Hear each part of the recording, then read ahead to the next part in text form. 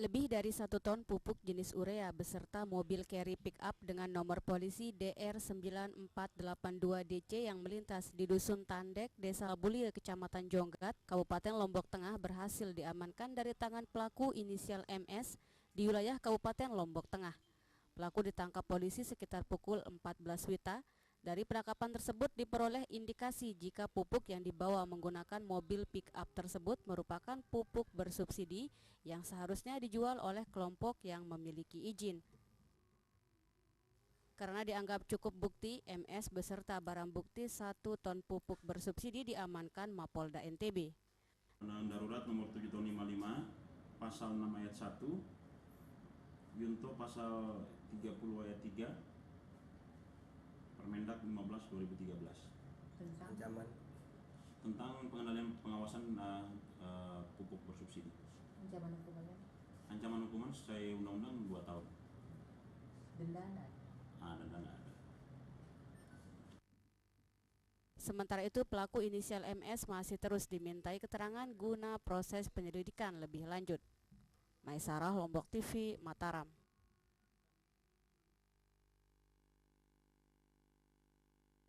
Jajaran polisi lalu lintas kepolisian daerah Provinsi Nusa Tenggara Barat tilang belasan ribu pelanggar lalu lintas.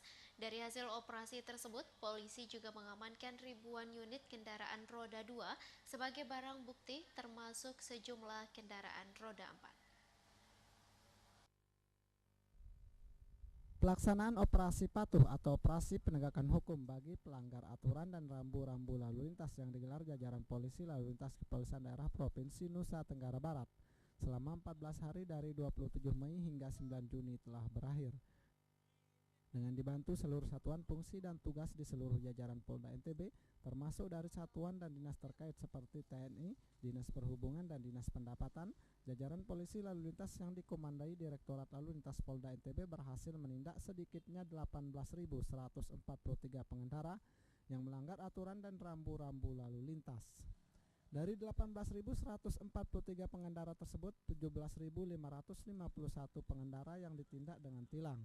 Sementara sisanya 642 pengendara hanya ditindak dengan teguran. Dari belasan ribu pengendara yang ditindak tersebut, 3.336 kendaraan roda 2 maupun roda 4 disita sebagai barang bukti karena tidak bisa menunjukkan bukti kepemilikan kendaraan. Sementara untuk jenis pelanggaran masih didominasi oleh pelanggaran kasat mata dengan pelanggar yang didominasi oleh usia produktif yaitu 15 hingga 21 tahun. Direktur Direktorat Lalu Lintas Polda NTB Komisaris Besar Polisi Edi Ciptianto mengatakan angka pengendara yang melanggar aturan dan rambu berlalu lintas pada operasi patuh pada tahun ini cenderung mengalami penurunan dibandingkan dengan tahun-tahun sebelumnya. Begitu juga dengan angka kecelakaan lalu lintas juga mengalami penurunan, di mana selama operasi digelar tercatat hanya 45 kasus kecelakaan yang terjadi. Jumlah pelanggaran lalu lintas yang bisa dijaring itu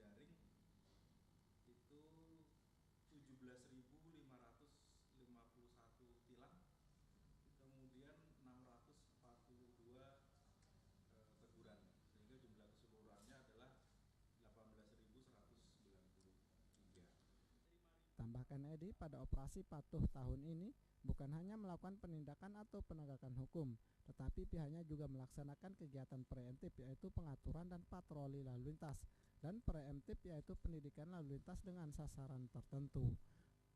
Ruhaili, Lombok TV, Mataram.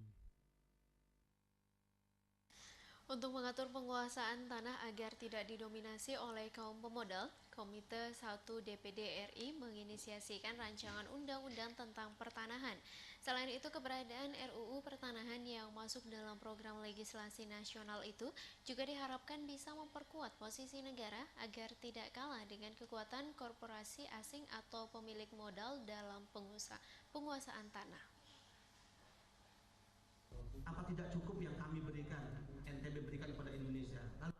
Dominasi penguasaan tanah oleh kaum pemodal hampir di berbagai pelosok tanah air semakin merajalela dan membabi buta.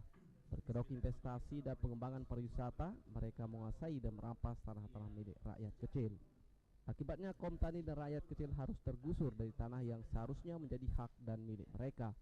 Sementara pemerintah terkesan membiarkan dan lemah dalam menghadapi korporasi asing atau pemilik modal dalam menguasai tanah. Untuk menghadapi itu, Komite 1 DPD RI saat ini tengah menginisiasi rancangan undang-undang tentang pertanahan untuk menekan dominasi korporasi asing dalam menguasai tanah di Republik ini. Selain itu, keberadaan RUU tentang pertanahan juga diharapkan bisa memperkuat posisi negara yang selama ini terkesan lemah dalam menghadapi kekuatan korporasi asing atau para pemilik modal. Menurut Wakil Ketua Komite 1 DPD RI Beni Ramdhani, dalam uji sahih RUU tentang pertanahan di Fakultas Hukum Universitas Mataram Kamis siang tadi, penguasaan tanah oleh kaum pemodal di berbagai pelosok tanah air hampir terjadi pada setiap menitnya. Kaum pemodal semakin merajalela dan membabi buta dalam menguasai setiap jengkal tanah dengan kedok investasi dan pengembangan pariwisata. Dan ironisnya, lanjut Beni, tanah yang dikuasai itu disertifikatkan untuk menjadi jaminan pinjaman di perbankan guna menjalankan usaha di daerah lain. Sementara tanah yang dikuasai itu justru dibiarkan terlantar begitu saja. Oleh karena itu, keberadaan RUU tentang pertanahan yang telah ditetapkan Badan Legislasi masuk dalam program legislasi nasional itu lanjutnya bisa menekan kekuatan korporasi asing dengan menguatkan posisi negara agar tidak kalah dengan kepentingan pemilik modal. Kelompok mafia tanah atas nama investasi ini adalah lahan. Nah, mereka memiliki modal dan dengan modal itu mereka selalu ingin menguasai tanah dengan segala cara. Nah, mafia tanah ini juga sedemikian kuat karena melibatkan 3 kekuatan laten. Pertama, pengusaha, pemilik modal atau kaum kapitalis, dia bersekongkol dengan oknum BPN korup karena oknum BPN memiliki otoritas absolut mengeluarkan sertifikat, dan ketiga adalah penegak hukum brengsek, itu istilah kita. Ya, setiap palu-palu keputusan sidang itu tidak pernah memenangkan rakyat kecil, tapi lebih memenangkan para pengusaha. Nah, jika kekuatan laten itu bersatu, maka siapa lagi yang bisa menghadapi mereka? Maka undang-undang ini mendorong agar negara menjadi lebih kuat dan tidak boleh dikalahkan oleh mereka yang disebut kaum kapitalis, pemilik modal, dan korporasi, apalagi mafia tanah. Lebih lanjut, Beni menambahkan RUU tentang pertahanan itu selanjutnya akan masuk dalam prolegnas setelah melalui uji sahih. Dan bila disetujui oleh DPR RI, maka tahun ini dipastikan bisa diparipurnakan untuk ditetapkan sebagai undang-undang. Dedi Sufiandi, Lombok TV, Mataram. Sementara itu, Komite 1 DPD RI menjadikan Provinsi NTB sebagai daerah uji sahih rancangan Undang-Undang Pertanahan. Menurut Wakil Ketua Komite 1 DPD RI, Beni Ramdhani, NTB sejauh ini memiliki kasus menarik terkait konflik penguasaan tanah yang terjadi beberapa lalu di Kabupaten Bima. Sementara itu, Wakil Gubernur NTB Muhammad Amin menyambut baik dengan dijadikannya NTB sebagai tempat uji sahih RUU Pertanahan untuk memberikan masukan kepada pemerintah daerah. Wakil Ketua Komite 1 DPD RI Beni Ramdhani menjelaskan pemilihan Provinsi NTB sebagai tempat uji sahih RUU tentang pertanahan karena NTB memiliki kasus konflik pertanahan yang menarik yang pernah terjadi di Lambu, Kabupaten Bima beberapa waktu lalu. Beni menyebutkan konflik pertanahan yang terjadi di Kabupaten Bima itu terjadi akibat penguasaan tanah oleh pengusaha atau pemilik modal. Sementara tanah yang dikuasai dibiarkan terlantar, sedangkan para petani dan rakyat kecil terpaksa harus tergusur dari tanah yang seharusnya menjadi hak dan milik mereka. Sedangkan pemerintah yang seharusnya memiliki peran penting dalam memberikan kebijakan yang berpihak kepada para petani dan rakyat kecil justru tidak bisa berbuat apa-apa. Bahkan pemerintah terkesan lemah dalam menghadapi korporasi asing atau pemilik modal. Oleh karena itu, lanjut Benny, dengan pemilihan NTB sebagai tempat uji sahih RUU tentang pertanahan bisa memberikan kekuatan moral bagi pemerintah daerah dalam melawan korporasi asing dengan menggunakan tangan besi. Karena ketika tanah yang dikuasai tidak dipakai sesuai dengan peruntukannya, maka secara undang-undang pemerintah daerah berhak untuk mengambil alih dan dikuasai oleh negara. Selain itu, Pemda juga tegasnya harus berani mengambil sikap tegas berhadapan dengan para pemilik modal. Jika tanah yang digunakan tidak sesuai dengan peruntukan atau rencana tata ruang, maka Pemda harus segera ambil tindakan untuk ambil alih. Tidak sesuai peruntukan, maka secara undang-undang ya hak penguasaan tanah gugur dengan sendirinya dan tanah itu kembali kepada negara. Berapa tahun itu? Nah, DPD hadir di sini selain uji sahih untuk memberikan dukungan pada pemerintah daerah, pemerintah provinsi, untuk berani mengambil sikap tegas berhadapan dengan korporasi asing. Jika tanah itu tidak digunakan selama ini sesuai peruntukan, apakah HGB atau HGU, kaitan dengan rencana tata ruang dan kawasan wisata, maka segera ambil tindakan untuk ambil alih tanah itu dari tangan pengusaha-pengusaha nakal. Sementara itu, Wakil Gubernur NTB Muhammad Amin yang berkesempatan membuka seminar uji sahih RUU tentang pertanahan menyambut baik dijadikannya NTB sebagai tempat uji sahih RUU tentang pertanahan. Menurut Amin, selain bisa memberikan masukan kepada daerah, NTB juga diakuinya memiliki banyak persoalan terkait penguasaan tanah oleh kaum pemodal yang banyak dibiarkan terlantar, sementara pihaknya sejauh ini belum bisa mengambil tindakan tegas apapun. Memberi ruang kepada kita bagi daerah untuk memberikan masukan-masukan ya, terhadap beberapa kasus yang terjadi dan memang obyeknya di daerah kan gitu ya. NTB menjadi salah satu contoh. Saya kira percontohan itu sudah menjadi pertimbangan ya. Di samping itu juga ada senator kita. Dedi Supiandi, Lombok TV, Mataram. Baik pemirsa, kami akan kembali lagi setelah jeda iklan berikut ini. Tetap bersama kami di Nuansa Lombok Sore.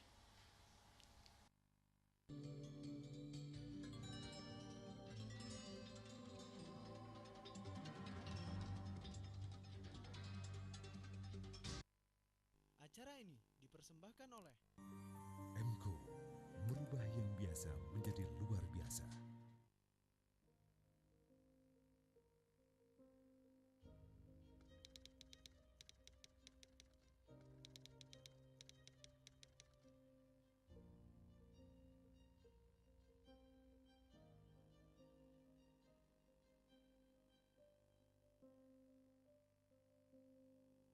Saat ini korban sudah banyak berjatuhan.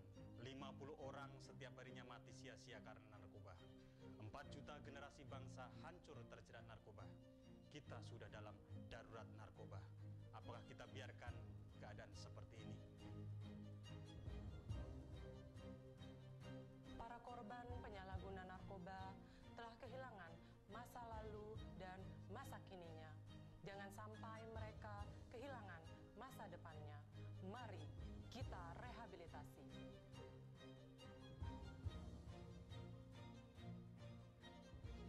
Jangan takut, penyalahguna narkoba. Ingat, sekali lagi, penyalahguna narkoba bukan pengedar atau bandar, tidak dipidana. Dan melaporkan diri ke institusi penerima wajib lapor.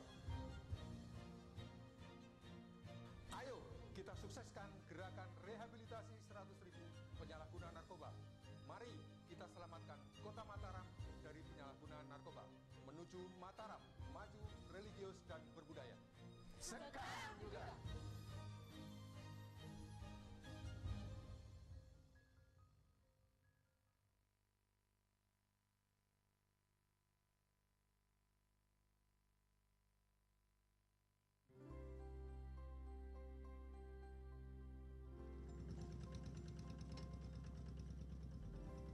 Saya mulai bertani dari tahun 2011.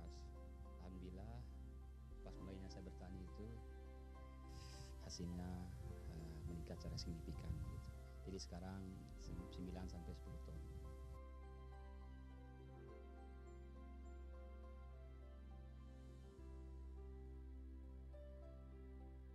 Alhamdulillah dengan beberapa input pendampingan mulai dari bagaimana kita mengelola lahan dengan baik, bagaimana kita melakukan seleksi benih dan menggunakan bibit unggul, menerapkan pola tanam jajar legowo dengan pengaturan jarak tanam, penyediaan sarana produksi pertanian dan benih, kemudian pupuk dan obat-obatan.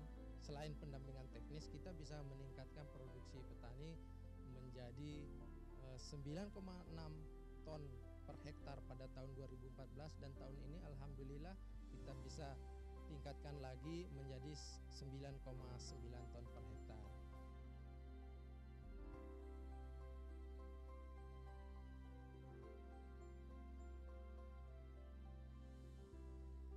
Ini kita harapkan petani ini tidak langsung puas gitu kan dengan produksi ini, tetapi mereka bisa meningkatkan lebih tinggi lagi karena potensi produksinya tuh ada yang mencapai 14 ton per hektar, berarti bisa dicapai oleh petani. Dan alhamdulillah bahwa 2 tahun ini pemerintah sudah dibantu oleh SR PT Nyuwun Negara melalui mitranya CP Bintang Sepongkang membantu kami dalam hal menyediakan saprodi bagi petani dan juga pendampingan.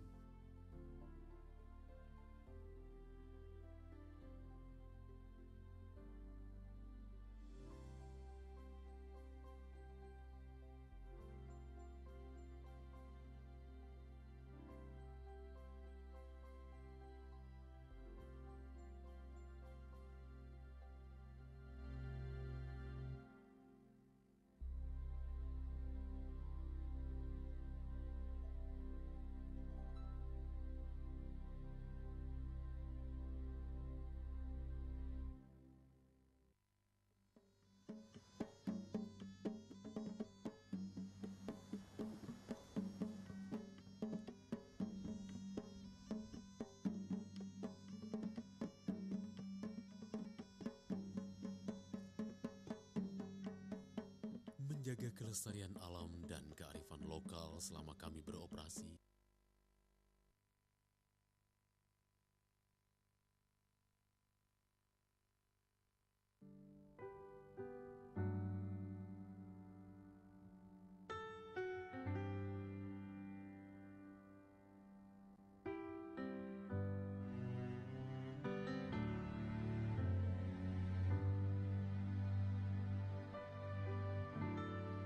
Menjaga kelestarian alam dan kearifan lokal selama kami beroperasi, menjadikan kami bagian tak terpisahkan dari masyarakat.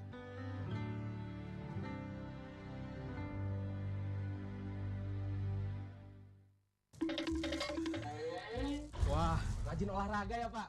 Sudah daftar BPJS Kesehatan belum? Saya kan masih sehatkan bugar. Sakit itu bisa datang setiap saat loh Pak. Pak, Suster, kalau sekarang saya daftar BPJS Kesehatan, apa bisa langsung dijamin pembiayaannya? Tidak bisa, Pak. Perlu waktu 14 hari sebelum Bapak memanfaatkannya. Waktu untuk administrasi kepesertaan, verifikasi data kependudukan, dan menentukan pilihan fasilitas kesehatan tingkat pertama. Selamat datang di dunia warna MQ. Warna adalah karakter, inspirasi, ekspresi, lambang dan harapan. Inovasi warna MQ cat kayu dan besi yang penuh inspirasi, menarik perhatian dan mengundang orang lain untuk beraksi sebagai citra burung flamingo yang membawa cahaya kehangatan. Ini seperti semangat Anda. MQ merubah yang biasa menjadi luar biasa.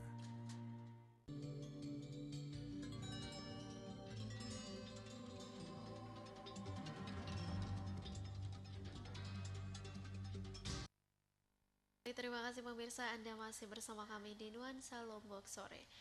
Wali Kota Mataram Haji Ahyar Abduh meminta kepada toko modern agar bisa mengakomodir produk lokal, khususnya produk makanan di Kota Mataram. Hal ini selain menguntungkan toko modern dalam membentuk image positif, juga menguntungkan para pedagang kecil dalam mempromosikan produk usahanya.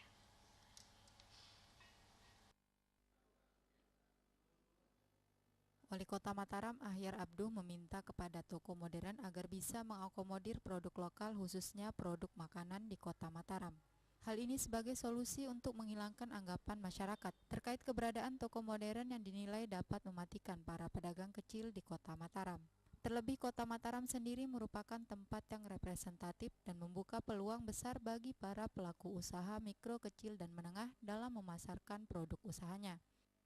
Dengan mengakomodir produk lokal masuk ke toko modern, diharapkan bisa membentuk image positif bagi toko modern, sekaligus menguntungkan pedagang kecil dalam mempromosikan produk usahanya. Sekaligus untuk memberikan image yang positif bahwa toko-toko modern itu bukan jalan sendiri atau secara kasarnya itu ingin mematikan pedagang kecil kita, ya.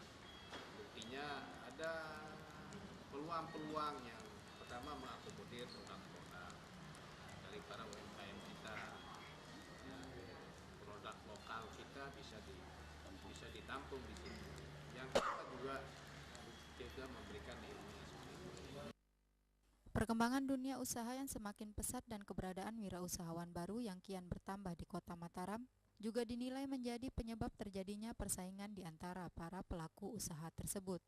Ahyar menambahkan, pelaku usaha khususnya para pedagang kecil atau UMKM di Kota Mataram sulit menghindari persaingan tersebut, sehingga solusinya adalah dengan melakukan penataan dan membenahi infrastruktur tempat usaha mereka agar lebih representatif. Sementara itu, agar tidak terjadi persaingan yang tidak sehat di antara pelaku usaha di Kota Mataram, pihaknya tetap akan melakukan kontrol mulai dari jumlah para pelaku usaha sesuai dengan ketentuan yang telah ditetapkan.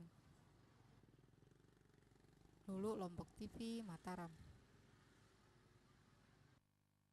Informasi tadi sekaligus menutup jumpa kita pada edisi kali ini. Saya Kak Islami beserta kru yang bertugas hari ini pamit undur diri dari hadapan Anda. Wassalamualaikum warahmatullahi wabarakatuh dan sampai jumpa.